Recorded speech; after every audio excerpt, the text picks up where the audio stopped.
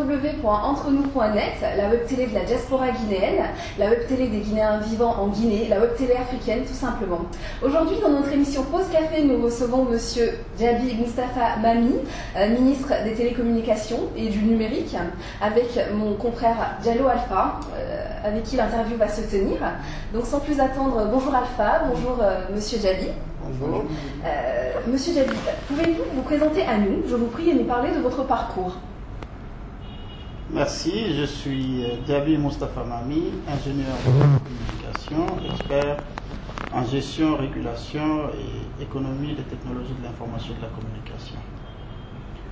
Mon parcours, j'ai travaillé dans l'industrie, j'ai travaillé dans l'académie, j'ai travaillé dans l'institutionnel international, j'ai travaillé dans le secteur de la régulation et me voilà aujourd'hui travailler dans le gouvernement en tant que ministre en charge du secteur des postes, télécommunications et de l'économie numérique. D'accord. Alors, M. Djaby, pour commencer, vous étiez à la tête de l'ARPT, qui est l'autorité de régulation des postes de télécommunications. Tout d'abord, parlez-nous de cette institution.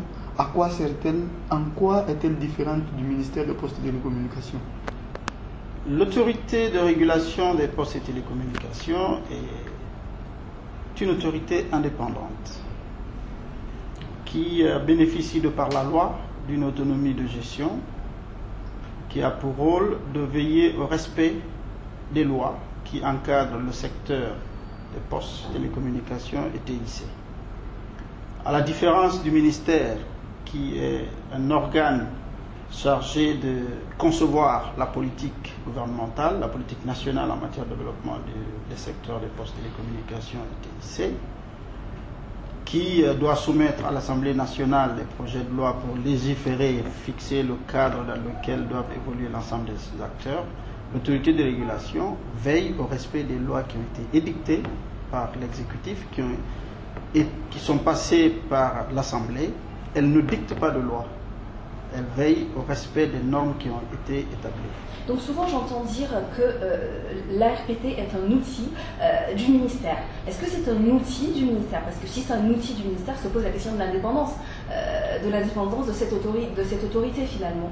Est-ce qu'elle est complètement indépendante ou est-ce que c'est un outil? L'ARPT n'est pas un outil, c'est un organe de l'État. La différence entre l'outil, ça veut dire qu'on peut en faire ce qu'on veut. C'est cela. C'est un organe qui veille au respect des lois et des normes qui ont été établies par l'organe exécutif. D'accord. Interrompez-moi si je me trompe, mais vous êtes arrivé en 2011, c'est ça, à la RPT? Oui. D'accord. Quelles réformes concrètes avez-vous entrepris depuis votre arrivée en 2011 jusqu'à votre départ? Quand nous sommes arrivés en 2011 à l'autorité de régulation des postes et télécommunications, nous avons d'abord cherché à comprendre la vision du gouvernement. Et nous avons essayé de comprendre le positionnement du secteur des postes et télécommunications de la Guinée au sein de la sous-région ouest-africaine. Nous avons fait l'état des lieux de l'application du cadre de référence pour l'harmonisation des politiques de développement des télécommunications élaboré par la Commission de l'Union africaine, par les actes communautaires de la CEDEAO, dans la législation guinéenne, dans le contexte guinéen. Nous avons également procédé à un audit institutionnel de l'autorité de régulation des postes et télécommunications. Ça nous a permis de comprendre un certain nombre d'éléments, un certain nombre de dysfonctionnements, lesquels dysfonctionnements ont fait l'objet d'une évaluation, d'un plan d'action de redressement. Donc, nous avons d'abord commencé par des réformes institutionnelles au niveau de l'organisation interne. Nous avons procédé par une approche pédagogique afin de faire comprendre aux différents acteurs le positionnement stratégique de l'autorité de régulation en tant qu'arbitre qui veille au respect des lois. Et bien entendu, avons cherché à vulgariser les textes pour que l'ensemble des parties prenantes comprennent la teneur des textes, les exigences des textes, et avons également fait comprendre que l'autorité de régulation n'était pas un outil de répression, c'était un outil d'accompagnement, de sensibilisation, d'intermédiation et d'aide aux citoyens. Parce que tout ce que nous faisons doit avoir une orientation économique, et qui parle d'orientation économique doit forcément tenir compte de la composante humaine. Quel impact direct ces différentes réformes que vous avez entreprises ont eu sur les opérateurs, mais aussi les consommateurs? L'impact sur les opérateurs, ça a permis de rétablir la confiance entre les opérateurs, le régulateur et l'État.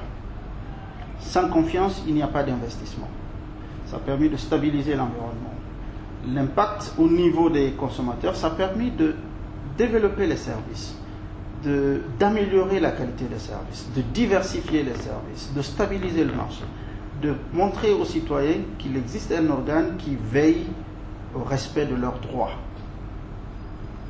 Donc, du point de vue économique, bien entendu, l'autorité a aidé à mobiliser davantage les ressources au profit de l'État, a aidé à une meilleure compréhension de la fiscalité ou des ingrédients économiques relatifs au secteur des postes, télécommunications et TIC. Alors, entre autres réformes que vous avez entreprises aussi à la RPT, c'est celle qui concerne la restructuration du personnel et qui a engendré des licenciements que certains qualifient d'arbitraires. Que répondez-vous à cela? C'est un sujet que j'évoque avec peine. C'est vrai que licencier ou se séparer des personnes, c'est gênant. Mais tous les actes que nous avons eu à poser n'ont pas souffert d'arbitraire, n'ont pas souffert de favoritisme. Parce que quand nous avons fait le diagnostic, nous avons pris soin de présenter le résultat de ce diagnostic, de présenter nos orientations, présenter la structure que nous avons souhaité mettre en place, décrire les profils des personnes qui doivent occuper ces positions. Vous conviendrez avec moi qu'une autorité chargée de réguler le secteur des postes et télécommunications ne peut pas avoir pour personnel des vétérinaires, des médecins. Ce n'est pas possible.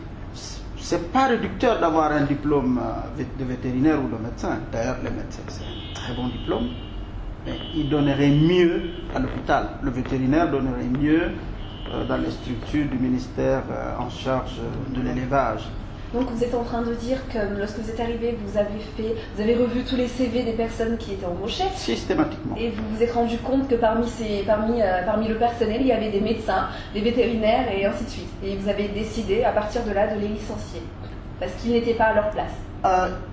Nous n'avons pas procédé à un licenciement, si on doit utiliser l'expression comme ça. Nous avons eu une discussion individuelle avec les gens pour démontrer que l'institution qui est la RPT n'avait pas besoin de leurs prestations, qu'ils ne pouvaient pas rendre à la RPT, que leur place, s'ils souhaitaient rendre quelque chose à la Guinée, leur place était ailleurs. Nous avons approché l'inspection du travail pour qu'elle nous dise quelles sont les lois, les normes qu'il fallait respecter pour qu'il y ait une séparation dans le respect de la dignité humaine et dans le respect des textes en vigueur. Ont-ils été indemnisés? 100%. D'accord. Alors, Monsieur Jabi, vous avez été nommé à ce ministère après la réélection du président Condé. Est-ce que vous vous y attendiez? Non. Donc pour vous, c'est une surprise? Jusqu'à la réélection du président, je n'ai pas cherché à être ministre. Et d'ailleurs, à mon avis, on ne cherche pas, on ne doit pas chercher à être ministre. Il revient au président de la République de voir parmi les cadres qui travaillent avec lui, qui sont ceux qui sont à même de conduire sa politique dans un secteur ou dans un autre. D'accord. Alors, quels sont les objectifs à court et à moyen terme que vous fixez à ce ministère? Dans ce ministère. Pour le moment, je parle d'objectifs à moyen terme, et à court terme, pardon. Les objectifs à moyen terme seront élaborés un peu plus tard. Parce que nous venons de prendre service. Nous avons eu la chance déjà de rencontrer l'ensemble des collègues. Nous avons eu une série de réunions. Toutes les directions sont passées, procédé à la présentation des acquis, des objectifs, des défis, des problèmes auxquels ils sont confrontés. Ça nous a permis de dresser une certaine cartographie du ministère en termes d'acquis, de défis, de difficultés, de grandes difficultés. Et avant de prendre service, pour ceux qui ont suivi mon intervention lors de la passation des services, j'ai décliné un certain nombre d'axes stratégiques à court terme. Il s'agit bien entendu de poursuivre le déploiement du backbone national par fibre optique, c'est-à-dire de promouvoir le large band, de mettre rapidement les textes encadrant l'activité dans le cyberespace pour mieux lutter contre la cyberdélinquance, pour protéger les données à caractère personnel, pour protéger la dignité humaine, pour améliorer l'attractivité de la Guinée. Sans attractivité économique, sans stabilité économique, sans confiance, il n'y a pas d'investissement. Lorsqu'on parle de cyberdélinquance, excusez-moi, ça me fait penser au cas des viols qu'on a filmés, qui se sont retrouvés sur Facebook. Est-ce qu'il y a des mesures spécialement pour ce type de délit? On vient exposer la nudité d'une jeune femme et qu'on est clairement en train de poser un acte illégal fait par des Guinéens. Quelle lecture faites-vous de cela? Je ne sais pas si vous avez suivi l'actualité il y a quelque temps. Ça a défrayé la chronique, on en a parlé.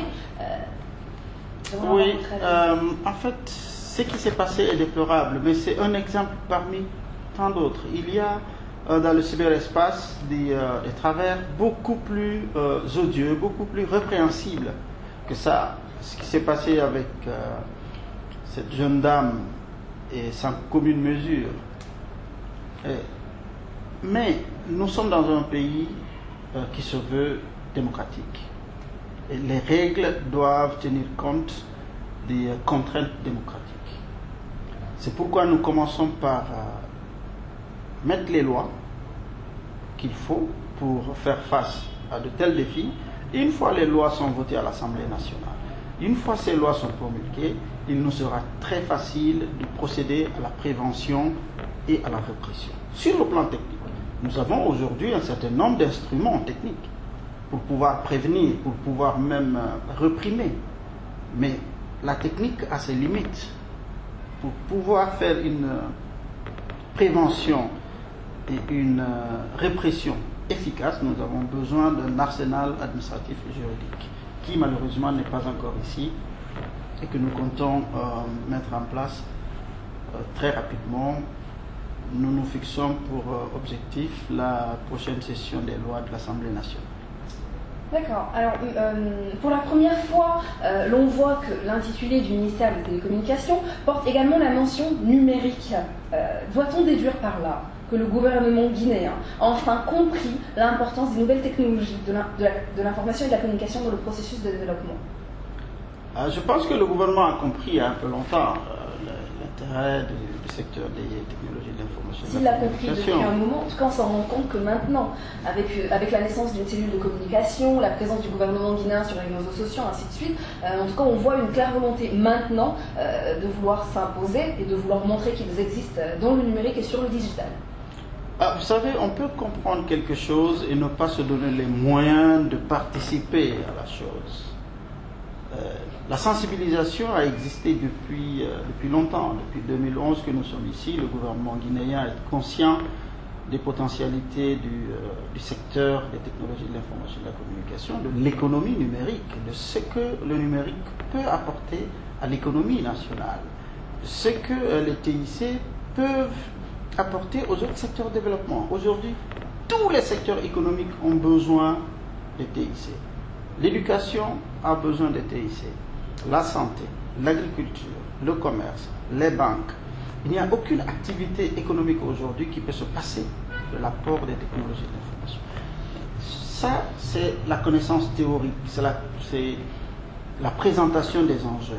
Au-delà de la connaissance théorique et de la présentation des enjeux, il y a une certaine conscientisation, une prise de responsabilité. Je crois que le gouvernement a compris, depuis longtemps d'ailleurs, et il est aujourd'hui en train de prendre des dispositions pour promouvoir cette nouvelle économie, pour faire en sorte que ces nouveaux axes économiques puissent contribuer à renforcer les axes traditionnels afin de relever le niveau de vie du citoyen et toute l'économie nationale. Alors, dans la sous-région, de nombreuses initiatives tournées vers l'éthique voient le jour, comme les hubs, les think tanks, des startups dédiées au digital. Alors, quelles mesures pour favoriser l'émergence d'une communauté digitale guinéenne forte, à l'image des autres pays?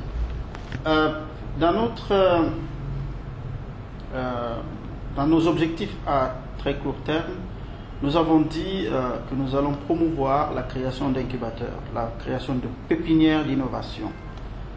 Et cela, il faut aller vers les étudiants, il faut aller vers les élèves, il faut aller vers les industries. Aujourd'hui, nous avons un incubateur d'entreprise qui a été créé. Il a été créé avec l'aide de Bolloré Africa Logistique. Aujourd'hui, Bolloré est membre du conseil d'administration, au même titre que la RPT, que Orange, que beaucoup d'entreprises qui sont membres fondateurs. Et, la personne qui est là-bas fait preuve d'un certain engagement, d'une certaine connaissance des orientations de cet incubateur d'entreprise. Au niveau du ministère, au niveau du gouvernement, nous allons très bientôt créer l'environnement nécessaire à l'émancipation, à la promotion de l'innovation. Donc parce bientôt, que sans innovation, pas tout de suite alors. Quand nous parlons de bientôt c'est dans le court terme. C'est-à-dire c'est bientôt, nous parlons de 3 mois, de 4 mois, de 6 mois. Dans les TIC, le long terme n'existe pas. Donc, est-ce que si l'on revient dans 6 mois, parce que si moi je reviens dans 6 mois, on pourra déjà constater de l'engouement? Je serai très à l'aise dans 6 mois de vous présenter ce que nous avons pu faire depuis janvier jusqu'à juin. D'accord. De toute façon, le temps presse. Nous sommes, enfin, on ne peut pas dire à la traîne, mais nous sommes dans le peloton arrière de cette compétition mondiale. La jeunesse guinéenne, elle est, enfin, avec l'arrivée de l'Internet récemment, nous avons vu l'apparition un peu des jeunes Guinéens sur Internet parce que nous sommes des blogueurs d'abord à la base et la jeunesse guinéenne, elle est plutôt tournée vers d'autres secteurs qui sont un peu, qui se retrouvent pas tellement, il n'y a pas une grande maîtrise des nouvelles technologies de l'information. Est-ce que le ministère, par exemple, a prévu quelque chose pour, dès à la base, permettre aux jeunes Guinéens de s'approprier cet outil-là? Très bien. Je ne sais pas où vous étiez en 2011. Si vous étiez ici, ou si vous avez des frères qui étaient ici en 2011, quand on regarde ce qui était là en 2011, ce qu'on avait en 2011 en termes de développement des secteurs des télécoms et TIC, et ce que nous avons aujourd'hui comme acquis. Je ne dirais pas que nous sommes très performants, il ne faut pas se mettre dans cette position de... Voilà. Mais c'est pour vous dire que le taux de progression que nous avons eu, nous sommes en termes de progression devant l'ensemble des 15 pays de la CEDEAO. Ça veut dire quoi? Ça veut dire qu'en 2011, on était en bas. On était complètement en bas. Ça ne veut pas dire que nous avons mieux fait qu'eux, ou nous sommes devant eux, mais qu'est-ce qu'on s'est dit? Il faut aller vite pour pouvoir les rattraper. Et aujourd'hui, nous sommes à un niveau qui nous permet de nous comparer en termes de services, de diversité, d'accessibilité aux services. On peut se comparer à l'ensemble des pays de la CEDEAO et nous plaçons dans le peloton de devant. Pour revenir à la sous-question, qu'est-ce que le gouvernement fait pour que la jeunesse puisse s'approprier ces technologies dès le bas âge? Je ne sais pas si vous suivez, il y a une initiative du président de la République pour la connexion des écoles. Cette initiative consiste à installer des centres informatiques connectés à l'Internet dans les établissements d'enseignement secondaire, professionnel et supérieur. Aujourd'hui, il y a près de 90 établissements, il y a 32 à Conakry, les autres à l'intérieur du pays, qui sont équipés des salles qui ont été rénovées. Il y a 26 machines par salle connectées à l'Internet pour que les élèves, à partir du collège, puissent se familiariser à l'environnement de l'informatique, à l'environnement de l'Internet et aux réseaux sociaux, et pourquoi pas à faire des blagues, et surtout au contenu pédagogique en ligne, parce que l'objectif premier de ces centres, c'est l'accessibilité au contenu pédagogique en ligne. Au Sénégal, par exemple, ils sont en train de mettre sur pied une cité numérique. Est-ce qu'on peut envisager, est-ce qu'on peut espérer ça en Guinée? Peut-être que vous parlez du concept des smart villages ou des smart cities. C'est un concept qui a commencé il y a très longtemps. Je sais que l'Égypte, il y a une dizaine d'années, l'Égypte a eu son smart village. Le Kenya a eu à lever des fonds. Nous avons participé un peu au début des discussions de ce projet Kenya qui est gigantesque. Il y a beaucoup d'autres pays qui le font. C'est vrai, aujourd'hui, je ne dirais pas que c'est un phénomène de mode, c'est au-delà du phénomène de mode, c'est une nécessité de tenir compte des facilités que les TIC apportent dans l'urbanisation de nos villes. Donc, avoir des cités intelligentes qui nous permettent de résoudre un certain nombre de problèmes traditionnellement compliqués. Nous n'avons pas encore discuté de façon structurelle au niveau du gouvernement. C'est clair que nous aurons à débattre avec les partenaires, avec le secteur privé, parce que de telles activités ou de tels projets sont portés par le secteur privé. L'État devient un organe de facilitation, l'État s'inscrit dans l'accompagnement. L'État peut devenir un organe de facilitation en octroyant l'espace qu'il faut. En octroyant l'espace qu'il faut, en octroyant les autorisations qu'il faut et en mettant à disposition les garanties qu'il faut. Qu'en est-il du projet du professeur Condé, un étudiant, une tablette? Parce qu'on n'en entend plus parler. Le projet Un étudiant, une tablette est un projet du ministère de l'Enseignement supérieur et de la Recherche scientifique. Ce n'est pas un projet du ministère. Je n'en doute pas, mais bon, vous êtes membre du gouvernement, peut-être répondre. C'est votre collègue, ce ministre-là. Je sais que il y a eu le lancement officiel de ce projet. Le cadre institutionnel de base a été mis en place. Les discussions étaient au niveau de la mobilisation des ressources pour financer l'acquisition des tablettes. N'était-ce pas alors précipité de faire un lancement si les financements ne sont pas obtenus?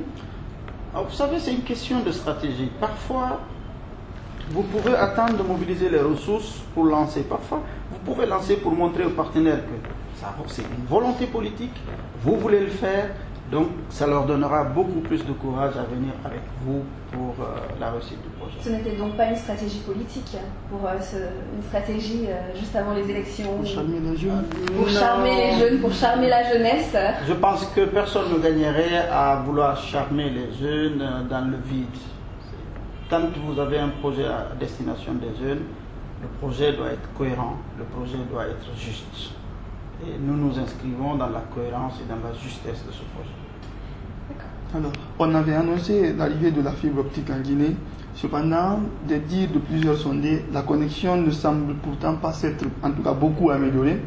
Quel est l'état d'avancement de ce projet fibre optique? Là, il faut faire peut-être une différence. Vous voyez, parfois les médias se précipitent et donnent des informations qui ne sont pas forcément celles qu'ils devraient donner. Ce débat a commencé quand il y a eu l'atterrissement du câble sous-marin ACE en Guinée. Le câble sous-marin facilite les communications internationales. Mais vous, par exemple, si vous utilisez votre téléphone, si vous avez accès au réseau d'un opérateur avec la 3G, entre vous et le câble sous-marin, il y a un certain nombre d'installations. Vous utilisez le spectre de fréquence. Vous utilisez les ressources spectrales données à Orange pour vous donner le service. Et ces ressources sont très limitées, extrêmement limitées. C'est différent de quelqu'un qui a accès à l'Internet à la maison par un câble. Si on avait un réseau terrestre, câblé, Aujourd'hui, les gens pouvaient avoir accès à l'Internet à la maison avec des débits considérables. On pouvait même faire du triple play, où on a en même temps le téléphone, l'Internet et la télévision. Mais si vous voyez le débit contractuel d'un lien 3G, sans oublier que la connexion 3G est tributaire des conditions de propagation. En Guinée, principalement à Conakry, nous avons un taux d'humidité qui avoisine les 100%. Et nous avons un taux de précipitation très élevé. Donc, les deux combinés, c'est extrêmement difficile, c'est pas impossible, c'est extrêmement difficile de garantir une qualité si le support est celui que nous avons aujourd'hui. Donc en fait, le climat pose problème, c'est ce que vous êtes en train de dire. Oui, j'espérais que des étudiants qui font physique ou qui font en tout cas les sciences physiques, les télécoms m'entendront. La propagation des ondes électromagnétiques est tributaire des conditions atmosphériques. Quand les conditions atmosphériques sont critiques, les conditions de propagation deviennent très critiques. Ça veut dire que la fibre est là, mais qu'en raison du taux d'humidité, elle ne marche pas très bien. Non, ça c'est du point de vue... Pour faire un raccourci. Non, ça c'est du point de vue du Cap sous-marin. Nous sommes aujourd'hui engagés à la mise en œuvre d'un autre projet de fibre, c'est le backbone national. C'est le déploiement de la fibre sur toute l'étendue du territoire pour pouvoir interconnecter, pour être basique, interconnecter Cancan à Conakry, Dubrika à Conakry, Bokeh à Conakry, pour que quand vous avez accès à partir de Fria, par exemple, vous avez une capacité suffisante pour pouvoir véhiculer ces différents flux de trafic à l'intérieur du pays. Une fois ce projet mis en œuvre, de toute façon, on n'attendra pas la fin pour mettre en œuvre. Chaque fois un tronçon est fini, ce sera des mises en service séquentielles. Et vous en êtes où aujourd'hui? Peut-être que vous voyez les gens creuser tout au long des routes. Voilà, c'est que nous sommes en train de déployer la fibre. Et d'ici la fin de l'année, il y aura un certain nombre de préfectures, principalement les préfectures qui sont proches de Conakry, parce qu'on va au fur et à mesure, qui seront connectées, et vous verrez avec nous une amélioration considérable du... Donc il faut attendre, messieurs, dames et téléspectateurs, il faut attendre la fin de l'année pour peut-être estimer, voir un tout petit peu d'amélioration. On le retient et on verra ça en décembre 2016. Votre prédécesseur, M. Oyegui Lavogui, avait promis de relancer la Sotelgui. Quand cette promesse sera-t-elle tenue? Parce que la Sotelgui, on a beau la décrier, on a beau dire le réseau il n'est pas top, mais les Guinéens tiennent à cette société parce que c'est quand même une société, c'était la première. C'était une fierté nationale. C'était une fierté nationale. Donc qu'en est-il de cette promesse-là? Bon, il y a deux niveaux. Il y a d'abord, il faut saluer la volonté de M. Rouillet de vouloir relancer la Sotelgui. Il faut en même temps avoir la réalité en face, voir et accepter la réalité en face. La Sotelgui, jusque-là, est une société où l'État est le seul partenaire. L'État n'a pas vocation à être opérateur de télécommunications, à vendre des services à la consommation. L'État a plutôt pour vocation d'être le facilitateur, de créer les conditions propices à l'investissement, propices à l'épanouissement des entreprises. Donc, c'est en tenant compte de tous ces aspects que l'État s'engage maintenant à une privatisation, la création des conditions d'un partenariat public-privé pour la relance de la Sotelgui. Et quand ce processus aboutira, la Sotelgui sera lancée et tous ceux qui pensent qu'ils attendent la Sotelgui pour encore être des clients seront satisfaits des produits et services qui seront mis à leur disposition. Alors toujours, en ce qui concerne la Sotelgui, moi récemment, la RTG a fait sortir un reportage dans lequel on annonçait la Sotelgui dans les prochaines semaines, prochains mois. Donc vous êtes en train de dire que il y a beaucoup à faire pour l'instant et la Sotelgui c'est pas pour demain. C'est pas pour demain jeudi. C'est sûr que c'est pas pour demain jeudi, mais nous sommes en train de tout mettre en œuvre pour finaliser le processus, pour que quand il y a lancement, que les gens se disent ça a pris du temps, il le fallait et aujourd'hui c'est bon. D'accord. En tout cas, merci beaucoup, Monsieur Djabi, de nous avoir accordé du temps. Quant à vous, on se retrouve très bientôt pour le prochain numéro.